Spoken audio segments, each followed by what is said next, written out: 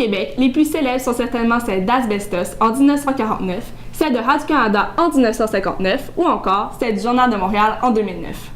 Au printemps 2012, ce mot était sur toutes les lèvres des Québécois. Nous parlons évidemment du mot « grève ». Le mot « grève » tient son origine de « grava » qui signifie « gravier » en latin.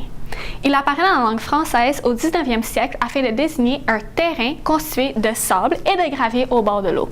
D'ailleurs, au Québec, on nomme les grèves du Saint-Laurent ces espaces au bord du fleuve faits de gravier et de galets. La place de grève à Paris fut d'ailleurs nommée ainsi puisqu'elle descendait en pente jusqu'au bord de la Seine. À cette époque, la place de grève était un lieu de rencontre entre les ouvriers en quête de travail. En effet, faire la grève ou être en grève signifiait simplement se tenir sur la place publique en attendant de l'ouvrage. Par métonymie, le mot grève signifiait le lieu où les ouvriers sans emploi se réunissaient.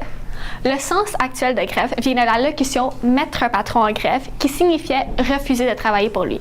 C'est ainsi que le mot grève prit le sens de cesser de travailler plutôt que de ne pas avoir de travail du tout.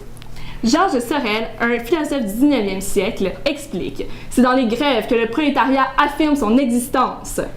Par extension, on utilise aujourd'hui le mot grève pour désigner la cessation d'une activité dans le but de revendiquer. Par exemple, faire la grève de la faim ou encore faire la grève des études.